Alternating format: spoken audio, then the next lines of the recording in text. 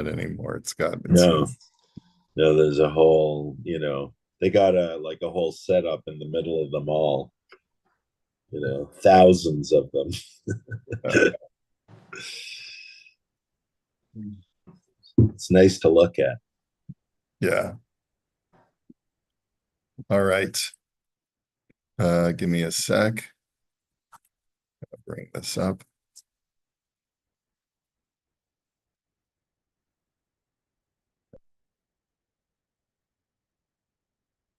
All right. So we have another shaila about shidduchim that we're going to see, but what came out from our discussion is that it's just a matter of convention.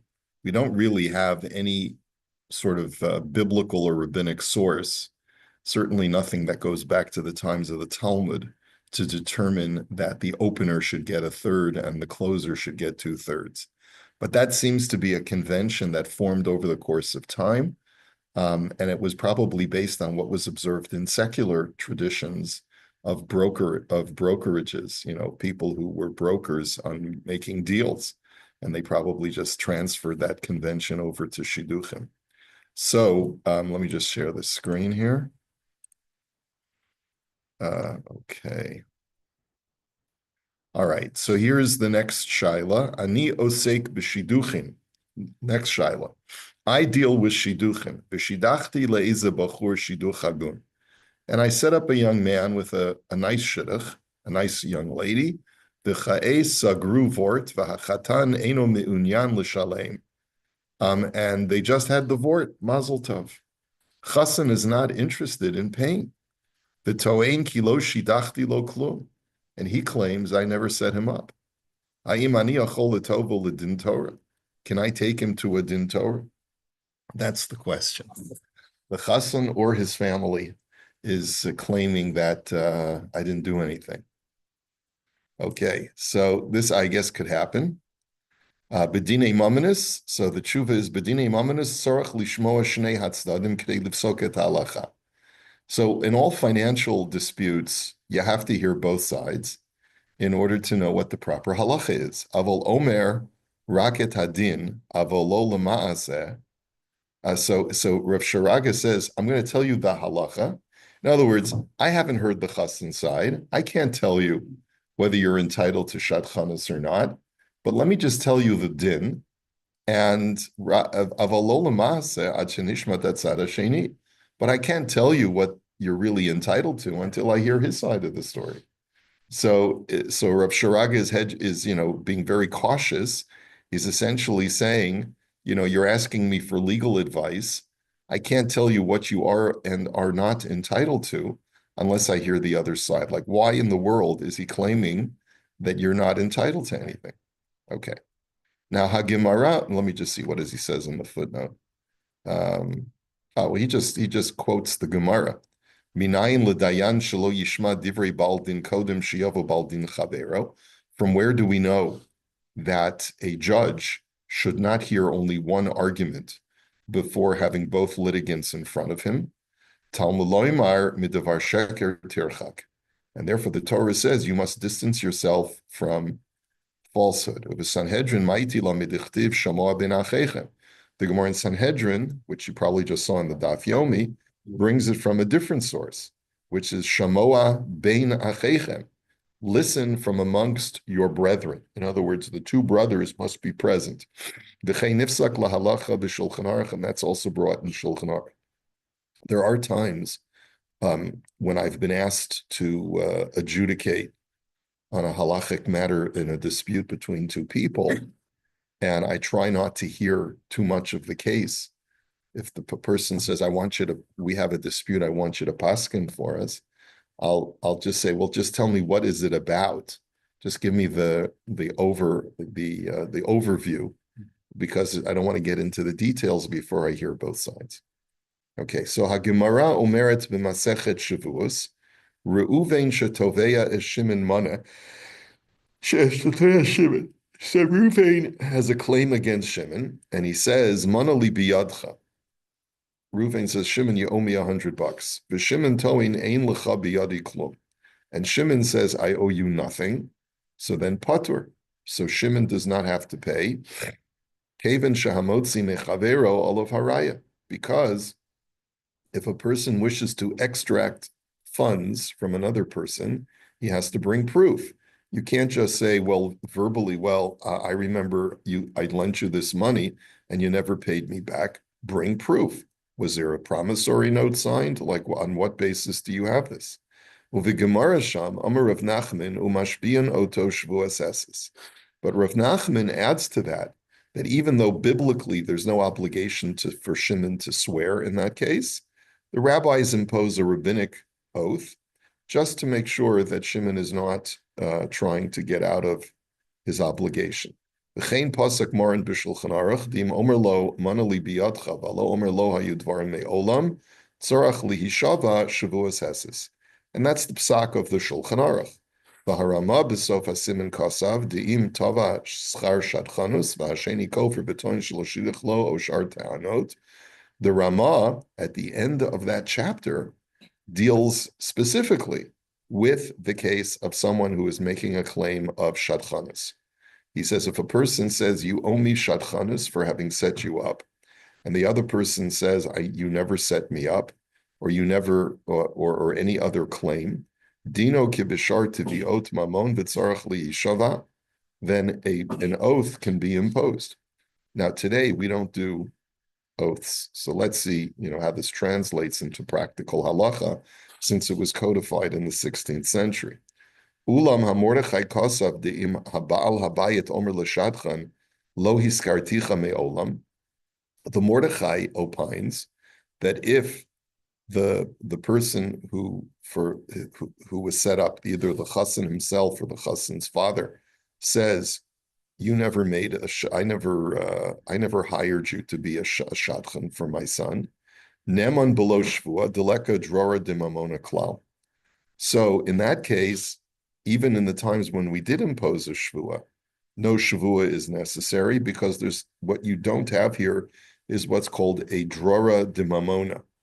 So drora dimamona means, is there a smoking gun that there's some kind of financial connection between these two people?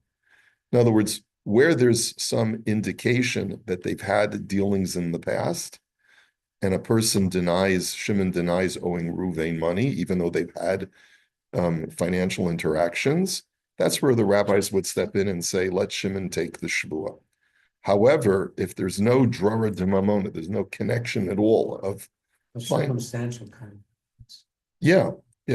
Kevin shemoda hashadchan shalobami mamona liyad habalabayas. Because the shadchan, by his own admission, says, you never gave me a penny up until now, right? Vigara mehatoin manoli biyadcha v'lo omer ein lecha biyadi dechayv shuas eses mishum desham toin shehigia mamon liyada. He says, it's different from a situation where a person says, I lent you $100.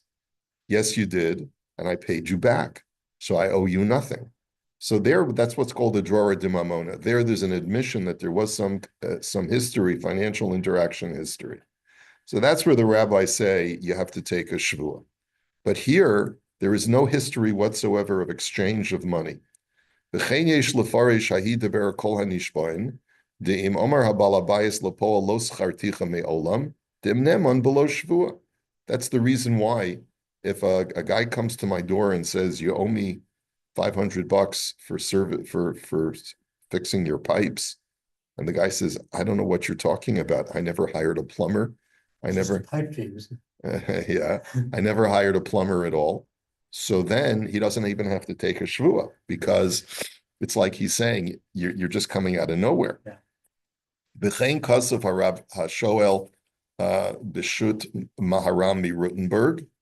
Nira li she'ena yachol lahashbio ki ein kan drara de mamona. V'chol heicha deleka drara de mamona lo mashbi'inan le afilu shvuas heses kidapiresh rabbeinu tam. So that's the opinion of the Maharami Rutenberg as well. Now,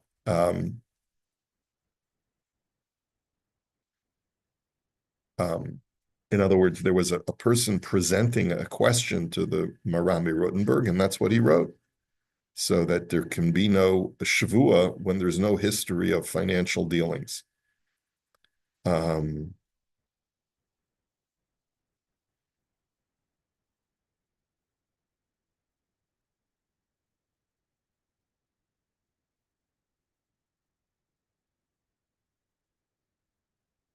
Okay, we're not going to see that footnote. Omnam lahalacha nira lifso kedat harama shechiev shavua, but halachically, that's not codified in Shulchan Aruch. This whole idea of the Mordechai, that when there's no drora de mamona, when there's no financial history, we don't impose a shvua. That's not codified by the Ramah. The Ramah seems to say that in all cases of a claim, you do impose a shvua. It would seem, therefore, that we would impose a shvua, the kevin shein mashbiin hayom, v'zeh shavua de Rabbanan, yesh l'chayev oto b'shlish mehatvia. Wow, that's a shocker. He says, since today we don't impose a shvua, and there is a rabbinic shavua that this person has outstanding, we should make him pay a third of the claim. That's a big jump. Yes. And that's a very terse conclusion to something which really needs to be fleshed out, I think, a little bit more. So let's take a look at the Makor Baruch, who has a lot to add over here. Kavanat divrei Rabbeinu Hagon HaMachaber Shlita, who Kamosha Kotav B'Sifro Shut V'Haya HaOlam, that in another sefer, Rav Sharaga expands on this. B'Zeh Lashono. Bizman Hazeh Ein Anu Mashbiyin Klal. Nowadays, we don't impose shavuas at all. Uchavar Katav B'Shut Divrei Malkiel, Deminag Hadayanim Hazakenim, Lateit Ba'ad Shavua Erech Shlish Mekafi HaTa'ana V'chulei Adkan. And there's a sefer called Divrei Malkiel, which says that the minhag of the elder judges is to award the claimant in lieu of a shavua a third of the claim. Va'ayin b'shut igrus Moshe, b'shut tarshi shoham, she mechuyav shavuot haniftarim, that he who was obligated shemechuyav shavuot haniftarim im zeh shavua deoraita nohagim lefasher b'chetzayinu v'mechuyav shavua mid'Rabbanan notein shlish. That anyone who's normally would be obligated to take a shvua but doesn't because today we don't impose a shvua, if it's a biblical shvua, we generally try to make a pshara of splitting the difference halfway. And if it's a shvua midrabanan, you give a third. Ad kan lashon Rabbeinu Shlita. This is the language of Rav Sharaga. V'chein shamanu me Rabbeinu Shlita kamen pa'amim shezeh aminag hayom bevotei hadin. And I've heard this many times from his mouth, that this is the minhag of Batei Din in Eretz Yisrael today. V'zeh lashon harav igros Moshe sham b'sof teshuvato. This is what Rav Moshe writes about this matter. V'hinei ein etzli sifrei rabotenu ha'achronim leida b'veirur min hagadayin milfasher. He says, I don't have in front of me at present the svarim of those great rabbis, the latter-day rabbis who lived through this time of not imposing shavuas, to understand properly how this minhag got started. Lefasher im yesh chiluk bein shvua de niftar l'shvua de notel. He says, is there a difference between a shvua de niftar or a shvua of a notel? In other words, would there be a difference, let's say, if the person who would normally take the shvua is the person who's exempting himself from paying, meaning the defendant, or a difference between whether the person taking the shvua would be the plaintiff? He says, it's not clear to me whether there would be any difference. And usually it's the defendant who takes the shvua, but there are cases where the rabbis switch the shvua to place it upon the plaintiff. But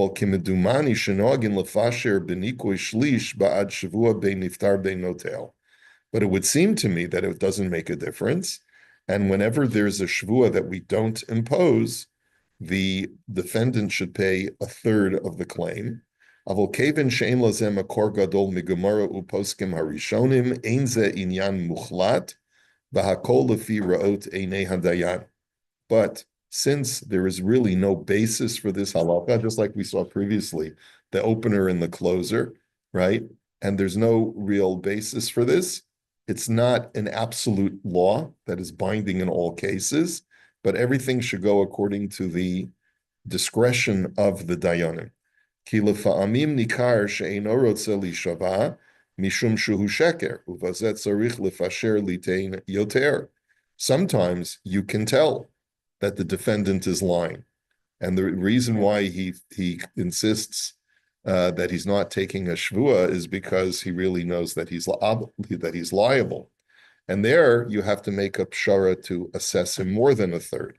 V'lifamim nikar shehatovea ma'amin lahanitva ach rotze lahatil alav shvua mishum sheyodea shelo yishva v'yitratze lihitpasher. And there are other times when it's clear from the circumstances that the defendant is telling the truth. Yeah. But he wants to impose a shvua on the defendant because maybe he'll get something from him. Bazeh yesh lefasher litein pachot. And there you should make a pshara to hold the defendant liable for less. Lachein talui be'einei hadayan, and therefore it all depends on the discretion of the judge. Aval imloni karklum. But if it's really unclear to the judge who's telling the truth, they're both giving convincing arguments. Kimedumani shenohagin b'nikvui shlish ba'ad shavua be'niftar be'notel ad kan lashon. But if you can't really tell, then it would seem to me that a third is the fair amount to paskin for a person who would normally have to take a shvua. So the Weiss family paid, but the Green's family will not pay. No, it's not clear what the bride's family said. We don't know from the shaila what the bride's family did or didn't do. It could be that maybe there was a disproportion in power. Maybe this girl was the one who was from a very wealthy family, and the shadchan was working on behalf of the chassan. You know, it's I was watching when I was on a plane not too long ago. I think it was on an El Al flight. They had this TV show in Israel called Shababnikim.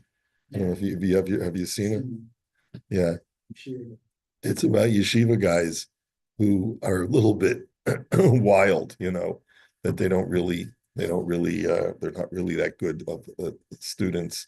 And so during the day they go out shopping but they're really into their borsalinos and their stylish suits and shirts and things like that. And the problem is that the shadchanim are warning them that if they don't have a good name, they're not going to get good shidduchim for them. So they got to clamp down and get serious.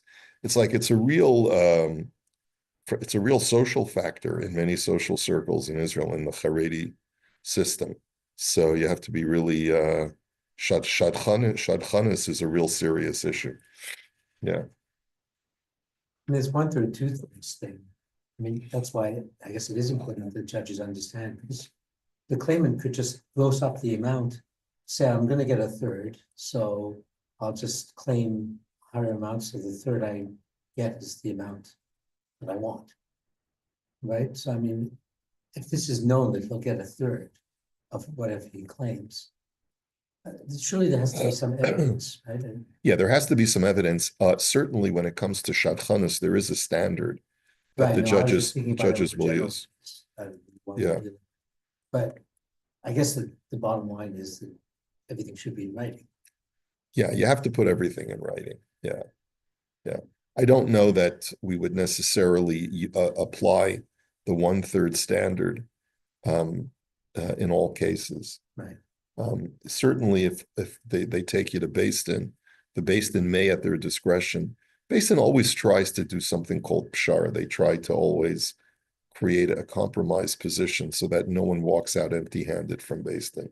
But there are times when the Beis Din is able to make a determination that there's a din meruma, that there's clearly an absolute deception being perpetrated.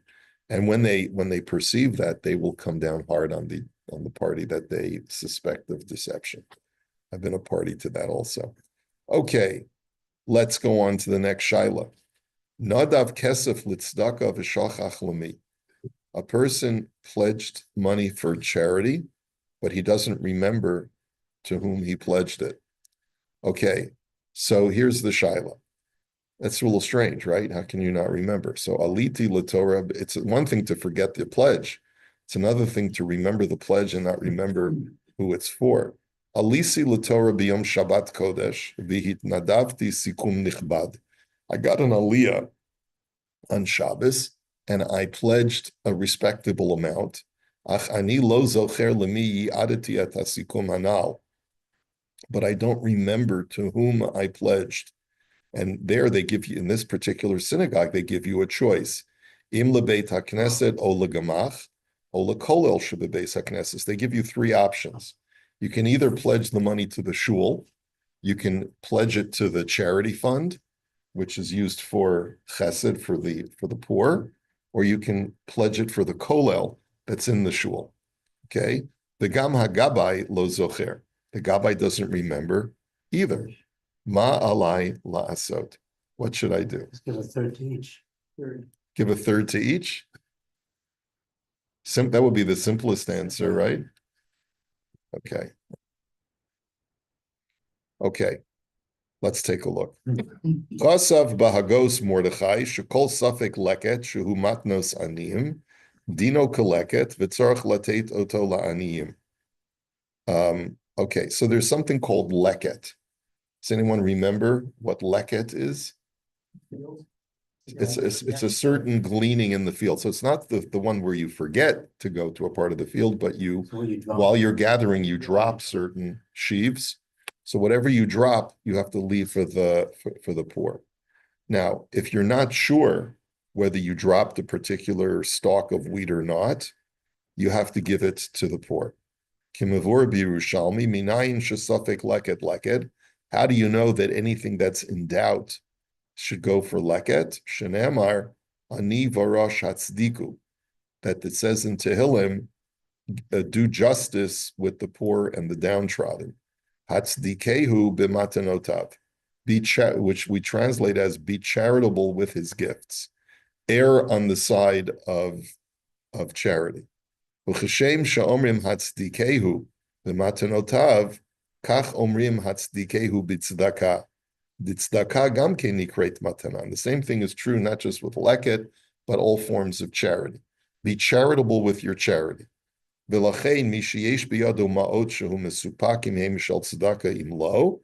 therefore, if a person, let's say, this will happen to me once in a while, my wife will say, "What's this money on your nightstand?"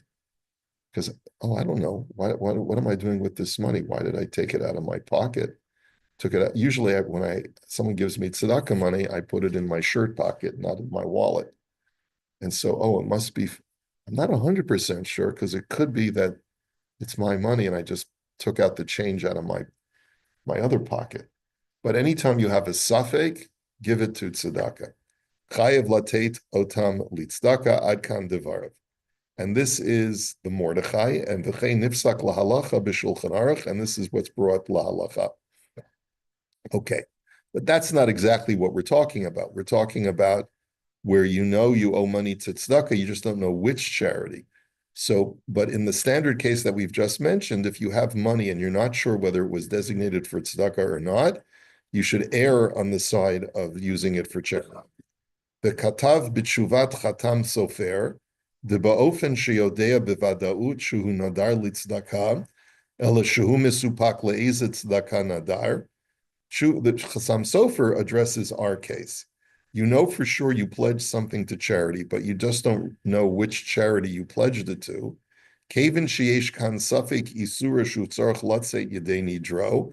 Now you have, this is a safek on something where if you give it to the wrong charity, you've committed an isser because you have to fulfill your vow. I wonder whether they're going to say give 100% to each one of the three. Tzarach l'shalem l'chol hatzdakot. Shemistapek bahen ad shelo yishaer lo shum safek. That's what he says. If let's say you have a doubt of whether it was which one of the three charities it was. You have to give 100% to each charity, because if not, then you're not fulfilling your And the money pledge. intended has to be whole. That's right. The Hevi That's an Raya, expensive mistake. that's an expensive mistake. The Hevi Raya Mefureshet Lazem HaMishnah b'Menachot. He brings a proof for this from a Mishnah in Tractate Menachos. Pirashti ve'eni yodeya ma pirashti.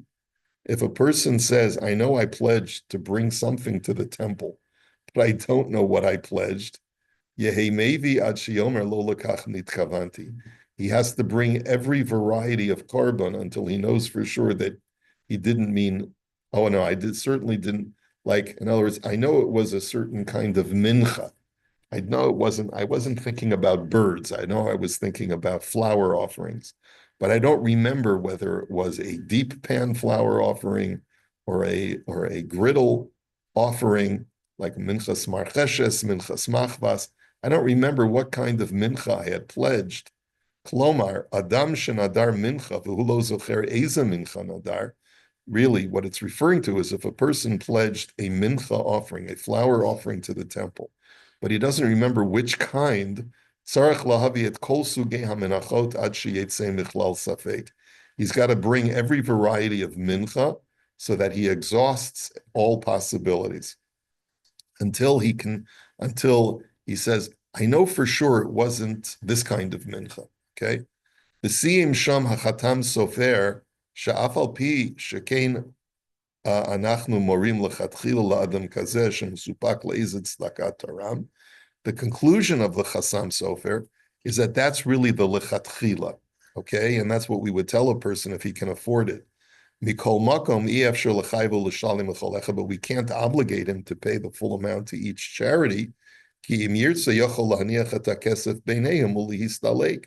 Because if he wants to, he could always call up each one of the three charities and say, I'm leaving a pile of cash in an envelope in my house, in my mailbox. I don't know which one of you is entitled to it. Work it out between yourselves. That's not No. nice. That's not. I know it's not nice, but that's his right. In other words, the Chassam Sofer basically says that really, if a person wants to do the nice thing and he wants to do the most optimal way of making sure that he's exhausted all possibilities, he should give the full amount to each one of the three charities. But technically, he could take the $100 and say, I'm leaving it in an envelope. You guys work out between yourselves which one of you is entitled to it, and say, that's it, so long. They can't, they'll take it to you at the baking and you'll do pshara. You give them each a third. That's right, yeah, so. So precedent doesn't mean anything here, like he's done in the past? He's always given the cola all the time, so why would we assume he would do it again? I don't know if you can make that assumption. People give to different charities all the time. They change. Obviously, you'd have to ask the guy, well, if you had to do it over again, what do you think you would have pledged it to? He says, well, I usually pledge to the kollel. Well, okay, so fine. So in all likelihood, you gave it to the kollel, but that's not what he's saying. He says, I like them all equally well. I love my shul. I love the kollel. I love the gemach, right? I want to. How much do I? Yeah, That's the question. yeah, Do I love them a third or I don't love them? yeah. I mean, would the Baal Tzedakah make that determination or would it be up to? Well, the Baal Tzedakah really says, I don't know. I don't remember. Maybe he already made Kiddush before he got his Aliyah. Right. You know, in our shul, on the cards, right? You put the clip on the mount. Yeah. I've had people as a gabbai come and say, Marv, I forgot where I put the clip. So I always say, I remember you put it on $2,500, right? All of a sudden, that helps. That's the way you do it. As lawyers say, let me refresh your memory. Right. That's the way you do that. All right. Oh, no, I'm sure. We'll hold it here today. We'll finish the tshuva Mirz Hashem tomorrow. Have a great day.